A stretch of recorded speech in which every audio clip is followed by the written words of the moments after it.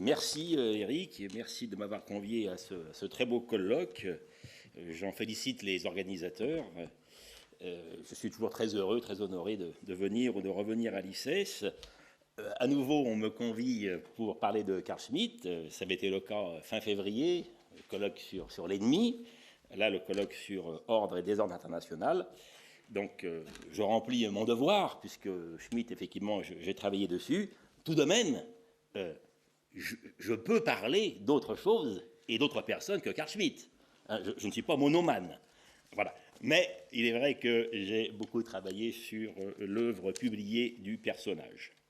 Alors tout à l'heure, nous parlions du fascisme. Eh bien, encore mieux, encore pire, nous parlons de Carl Schmitt, de sa théorie du grand espace, théorie qu'il a développée sous la période 1939-1943. Donc vous devinez le caractère, le contexte éminemment tragique de la période, sous le Troisième Reich et sous la Seconde Guerre mondiale. Attention cependant, les prodromes de la théorie du Grossraum de Carl Schmitt datent d'avant 1933. Et Schmitt a renouvelé, a persisté sur la théorie du Grossraum après 1945. Donc c'est une doctrine, le Grossraum, qui traverse toute son œuvre, de Weimar à Bonn, en passant par le Troisième Reich. Alors, je rappelle que Schmitt est né en 1888 et qu'il est mort en 1985. Le 7 avril dernier, c'était les 40 ans de sa mort. Voilà, il se trouve que nous sommes aux 40 ans du décès du personnage. Le hasard fait bien ou mal les choses. Il a commencé à publier en 1910, il s'est arrêté en 1978. Alors, en gros, avec Carl Schmitt, la théorie du grand espace, elle s'inscrit dans le cadre académique du droit international. Et Schmitt était publiciste, il a travaillé en droit pénal, en droit constitutionnel, en droit administratif, en théorie de l'État et en droit international. Le Grossraum s'inscrit dans le droit international. Alors, avec cette théorie du grand espace, que fait Carl Schmitt? Il prône un ordre international qui serait un ordre interrégional. Voilà. Non plus un ordre universaliste et égalitariste, mais un ordre régionaliste et hégémoniste. Voilà. Donc rien moins que cela. Alors, quelques questions se posent. Que signifie le grand espace? Le grand espace a-t-il trouvé à se réaliser historiquement? Quelle forme politique revêt le grand espace? D'où vient le grand espace? Voilà. Je me concentrerai sur la question la plus intellectuelle pour un colloque, la question d'où vient le grand espace, la question de la généalogie. Alors d'abord, qu'est-ce que c'est que ça? Qu'est-ce que le grand espace? Eh bien, le grand espace, donc Schmitt a développé la doctrine des années 30 aux années 60 en vérité, mais surtout, disais-je, de 39 à 43. Alors, le grand espace, c'est un bloc régional, exclusif, entre États homogènes, je veux dire par là, veut dire Schmitt, États partageant une même civilisation et un régime politique commun. Donc un bloc régional exclusif, entre États homogènes, bloc doté d'une direction propre, ça c'est l'option fédérale du grand espace, ou bien un bloc régional dont l'État hégémonique assure la direction. Et ça c'est l'option impériale du grand espace. Et donc, vous voyez, aussitôt, Carl Schmitt corrèle la forme politique au grand espace. Sous-entendu, le grand espace peut revêtir une forme impériale ou bien une forme fédérale. Et effectivement, Carl Schmitt a développé une théorie de l'Empire en 1939 et une théorie de la fédération dès 1928. Et il revient sur cette théorie dans la suite de son œuvre. Donc vous voyez, chez Schmitt, le grand espace, ce n'est pas seulement une alternative à l'ordre interétatique, comme ordre interrégional. Le grand espace aussi offre deux formes politiques alternatives à l'État, la fédération ou l'empire. Et je rappelle que dans l'histoire allemande, nous, en France, nous ne connaissons que l'État quasiment. En revanche, l'histoire politique allemande, elle connaît au moins trois formes politiques, l'État, la fédération et l'empire. Alors, en gros, donc, quels sont les éléments de ce bloc régional exclusif? les éléments suivants. Premièrement, la délimitation d'un espace réunissant des États de même civilisation au régime politique, économique et social similaire. Deuxième élément, la non-ingérence, ce qu'il appelle la non-ingérence des puissances étrangères à cet espace. Et puis, troisième élément, la coordination des États de l'espace en question, option fédérale, ou la domination de l'un des États en question, guidant l'ensemble, et ça, c'est l'option impériale. Voilà.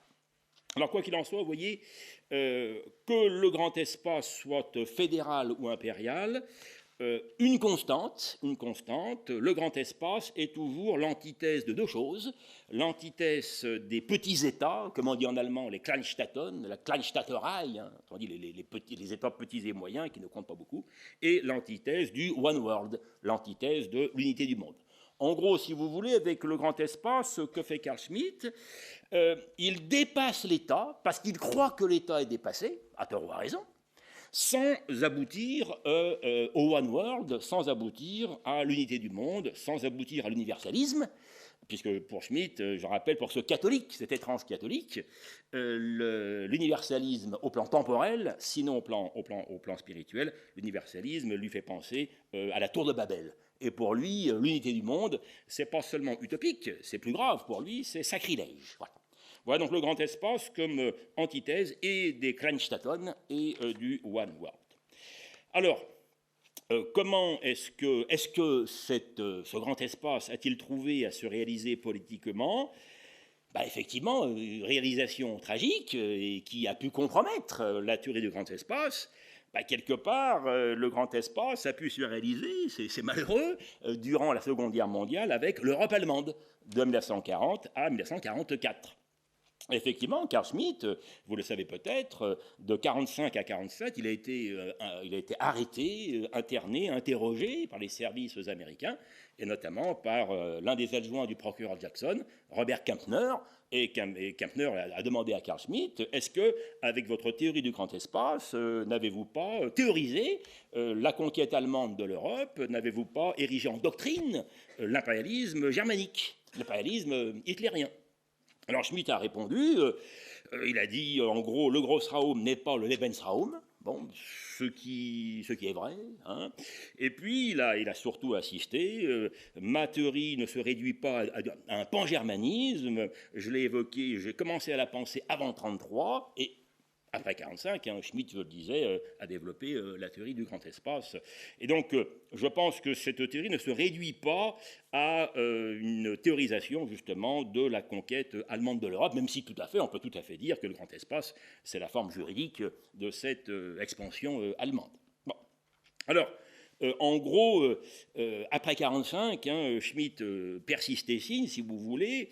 Dès la Seconde Guerre mondiale, Schmitt nous dit le sens de la guerre mondiale, ce n'est pas détruire le communisme, ce n'est pas le Lebensraum. Le sens de la Seconde Guerre mondiale, pour Schmitt, c'était l'avènement d'un nouvel ordre international qui serait un ordre interrégional, un ordre de grands espaces, et donc à la fois dépassant l'étaticité à la française, refusant les constructions universalistes, qu'il s'agisse du libéralisme anglo-saxon ou du communisme russe, hein, et, je le répète, donc, durant la guerre froide, hein, de 1947 à 1985, puisque Schmitt est mort en 1985, eh bien, Schmitt maintiendra l'idée d'un ordre interrégional comme alternative au morcellement étatique, comme alternative à la balkanisation du monde, comme alternative à l'époque du conflit Est-Ouest, comme alternative à la bipolarité Est-Ouest, et comme alternative à l'unité du monde. Voilà. Alors, la question qui se pose, traduction historique, la question qui se pose, c'est que, on en a parlé en début de matinée, est-ce que des BRICS plus jusqu'à Donald Trump en passant par la Turquie d'Erdogan, est-ce que le XXIe siècle donne ou donnera raison à Carl Schmitt? Est-ce que pourrait se dessiner un ordre international qui serait un ordre interrégional? L'hypothèse étant la suivante, enfin, c'est l'hypothèse que l'on peut émettre, les BRICS plus rassemblant des États à ambition régionaliste, des puissances régionalistes, et quant à Donald Trump, moi je ne pense pas que Donald Trump veuille faire durer le libéralisme, je crois qu'il est illibéral, Donald Trump, et du néoprotectionnisme à son régionalisme nord-américain, je crois que Donald Trump, quelque part, lui aussi participe du tournant illibéral. Donc en gros, si vous voulez, la Russie en Eurasie, l'Inde en Asie du Sud, la Chine populaire en Extrême-Orient, le Brésil en Amérique du Sud, l'Afrique du Sud en Afrique australe, l'Arabie saoudite et l'Iran au Proche-Orient, ou du moins l'une en péninsule arabique, l'autre sur les marches chiites, ben quelque part, ces puissances auraient des desseins régionalistes, proprement régionalistes. On peut même ajouter l'Égypte, qui après tout a rejoint les BRICS+. Vous le savez peut-être, dans l'article 44 de sa constitution, eh bien, l'Égypte revendique une souveraineté spatiale sur tout le bassin nilotique. Et après tout, pourquoi pas, l'article 61 de la Constitution fédérale russe, il est dit que les Russes, à l'extérieur de la Russie, ont le droit d'être protégés par la Fédération, et la Fédération a un droit et un devoir de protection des Russes hors de Russie. Bon, pourquoi pas, quelque part, ça pourrait être des éléments, vous voyez, qui dessineraient un grand espace. Voilà. Alors voilà donc Schmitt, sa théorie du grand espace, traduction historique. Bon, alors, forme politique, comme on l'a dit, la fédération ou l'empire. Bon. Alors, le plus intéressant pour nous dans ce colloque, c'est de réfléchir sur la généalogie intellectuelle du grand espace selon Carl Schmitt. Le grand espace n'est pas qu'un slogan, hein, c'est une doctrine. Voilà. Alors, quels sont les éléments doctrinaux, les éléments théoriques? C'est sur ça qu'il faut réfléchir, je pense. Alors, nous avons une sorte d'épistémologie, et puis nous avons des présupposés et une triple inspiration. Bon. Alors, en gros, Schmitt, c'est quelqu'un qui articule le droit avec la politique et avec l'espace. Schmitt, il a une conception politique du droit. Donc, tout le monde le sait, Schmitt, c'est l'anti-Kelsen. Le droit n'est pas autonome, il est hétéronome, et il est l'enfant de la politique. Donc, une conception politique du droit. Et on sait que pour Schmitt, le politique, c'est la relation ami-ennemi. Et puis, il a une conception géopolitique du droit international, d'où l'emprunt qu'il fait, très connu, au mot grec nomos, hein, le nomos. Son grand ouvrage en 1950, c'est le nomos de la Terre, mais le manuscrit était prêt dès 1945. Et je rappelle ce que c'est que le nomos, c'est le concept grec du droit. C'est en gros, si vous voulez, je vais très vite, le concept selon lequel tout ordre juridique international résulte d'une répartition territoriale et consacre en même temps cette répartition territoriale. Voilà. Et donc Schmitt, il joue sur les assonances, notamment en allemand. Schmitt nous disait la terre est la mère du droit, la répartition des territoires est le fondement du droit des gens. Et en gros, il jouait l'assonance en allemand entre Ordnung et Ortung, autrement dit entre l'ordre et le lieu. Donc, il nous disait que tout droit est localisé, et donc il y avait comment dirais-je, des relations très étroites étaient nouées entre le droit et l'espace. Voilà, c'est pour ça que je vous dis que Schmitt avait une conception géopolitique du droit international. Bon.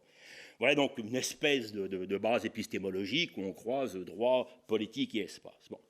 Et puis, le deuxième point, dans cette généalogie intellectuelle, il me semble que la théorie du grand espace obéit à un présupposé sur la puissance. Voilà, la notion de puissance. Hein. Et là, effectivement, Schmitt, il bouleverse le droit international.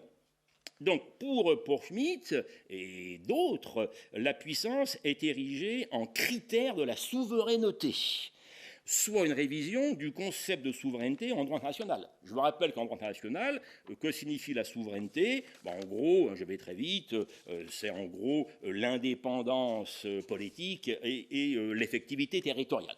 Mais pour Schmitt, si vous voulez, est souverain l'État indépendant politiquement et effectif territorialement?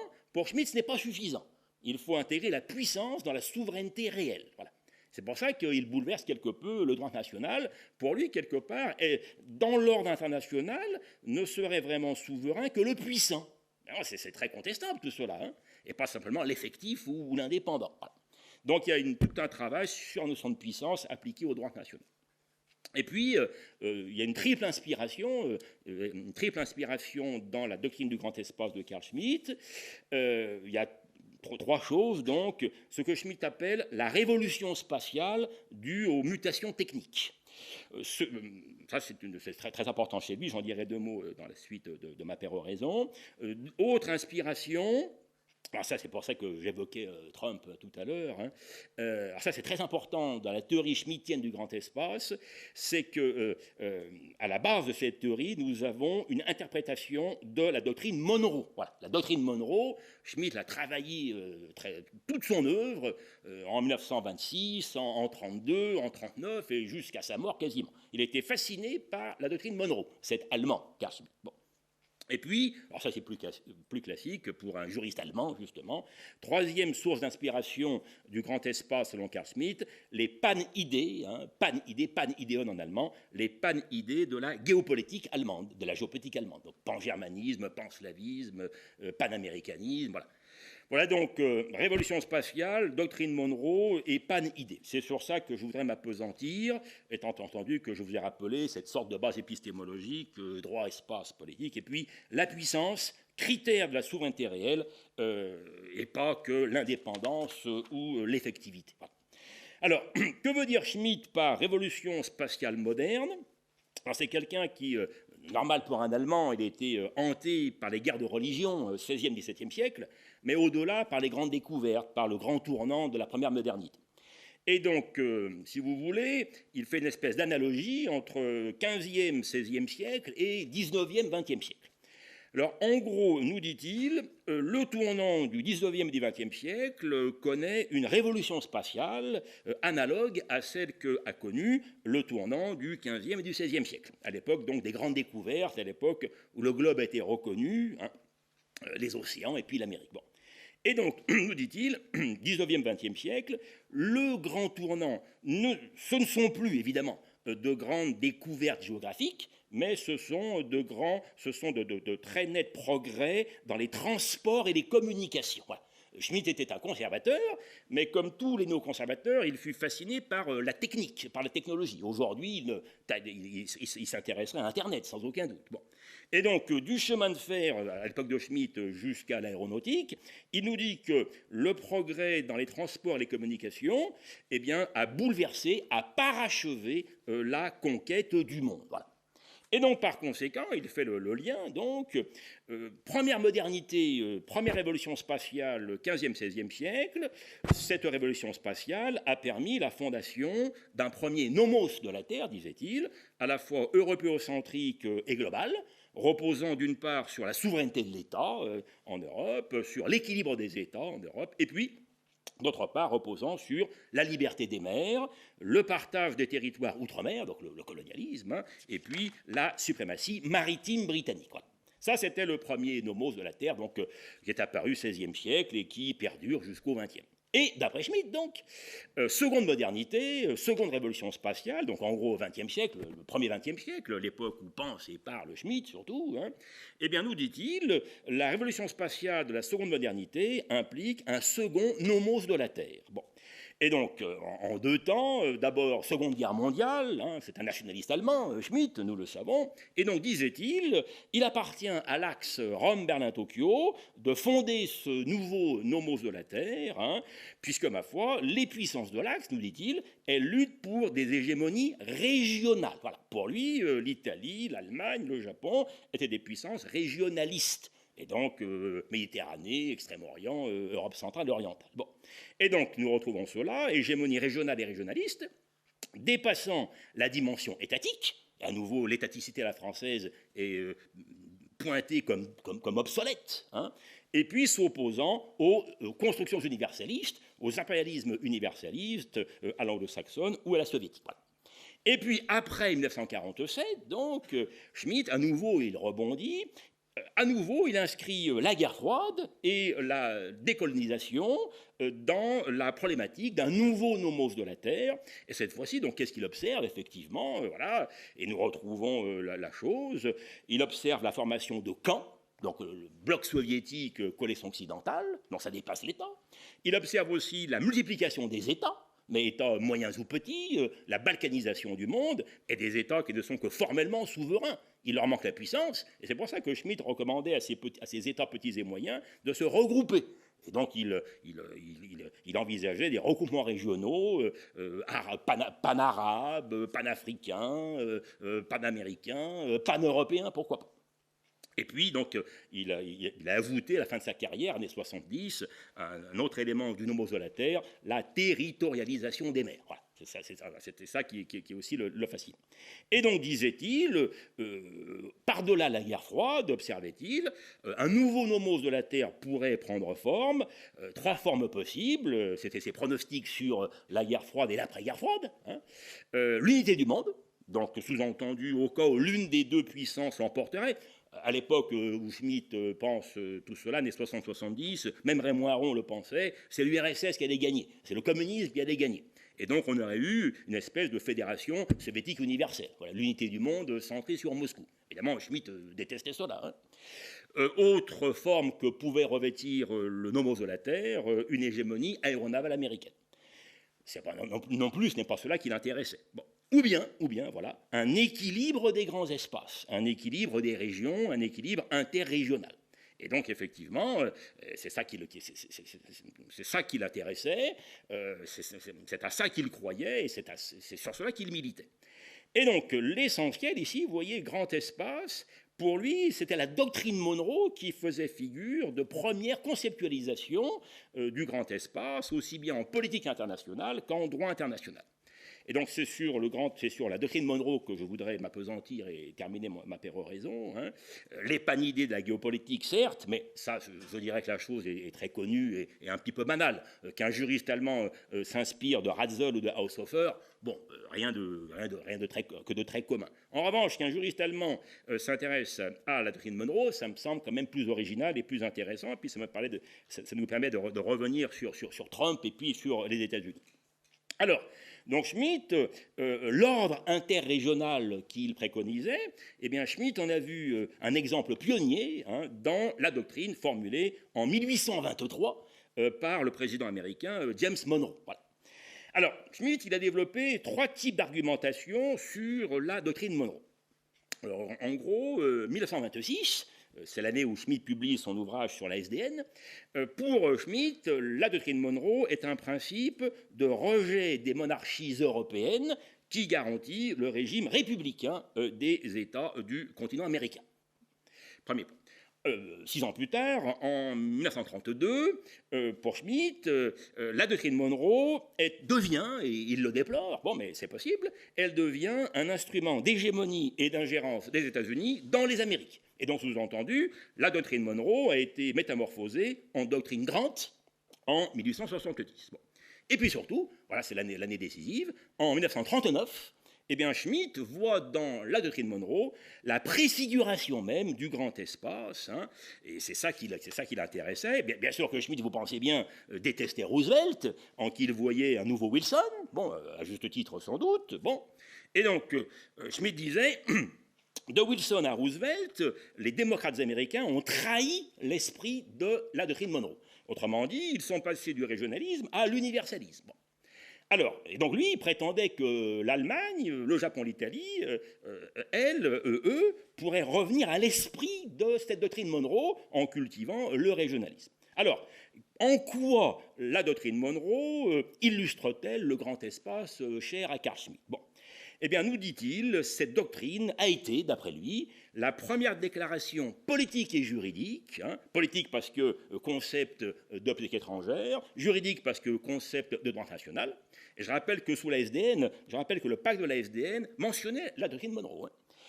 Donc elle était, disait Schmitt, la première déclaration juridique et politique internationale qui a posé donc le quadruple principe, et c'est ça qui fait le grand espace, le quadruple principe, premièrement, de la délimitation d'un espace méta-étatique, à savoir l'hémisphère américain. Oui, ça dépasse les États, c'est tout un continent. Dont la délimitation, Schmitt, bien sûr, insistait sur les limites. Hein. Schmitt détestait dans l'universalisme la perte du sens des limites, justement. Donc le principe de la délimitation d'un espace méta-étatique, à savoir le continent américain. Deuxième principe, le principe de la communauté des États appartenant à cet espace méta-étatique, à savoir donc les républiques américaines. Vous le savez, jusqu'en 1918, l'Occident a été double, européen monarchique et puis américain républicain. Troisième principe, celui de l'exclusion des puissances étrangères à cet espace, sous-entendu les monarchies européennes, donc il fallait refouler en quelque sorte. Hein. Et enfin, quatrième principe, celui de l'hégémonie d'une puissance veillant à la protection des États de l'espace en question, et donc à savoir les États-Unis. Alors bien sûr qu'au plan historiographique, la doctrine Monroe, c'est plus compliqué que cela. Hein, vous le savez sans doute, au XIXe siècle, qui a barré la Sainte Alliance dans ses tentatives de reprendre pied aux Amériques, dans la tentative franco-espagnole de reprendre pied aux Amériques, c'est essentiellement la Royal Navy qui a barré la Sainte Alliance, beaucoup plus que Monroe, les États-Unis et l'US Navy. Mais enfin, l'histoire est telle que l'expression qui est passée, ce n'est pas doctrine Monroe-Canning, du nom du ministre britannique des Affaires étrangères, c'est doctrine Monroe. Voilà. Et donc, sous-entendu, vous voyez, il y avait cette idée fondamentale chez Schmitt. Voilà ce qui était en gros proclamé. On proclamait donc avec Monroe une unité panaméricaine contre toute intrusion non américaine. Et pour Schmitt, c'était ça, la pierre angulaire, la première pierre d'un grand espace. Voilà. Et donc, de nos jours, vous voyez, voilà la question qui se pose, j'y reviens. Est-ce que, en gros, est-ce que le régionalisme n'est qu'une version de l'impérialisme régional ? Ou est-ce que véritablement le régionalisme peut poser un vrai ordre international au sens d'un équilibre de régions et d'unions régionales? Eh bien voilà la question qui est posée. Est-ce que finalement le grand espace va tomber dans la poubelle de l'histoire des impérialismes, ou bien est-ce qu'il va s'élever à la dimension d'un ordre international? Effectivement, nous le verrons. Je pense que des BRICS plus à Trump, oui, nous avons des puissances qui portent le régionalisme, et donc c'est peut-être intéressant de se remémorer la théorie de Carl Schmitt. Voilà. Je vous remercie de votre attention.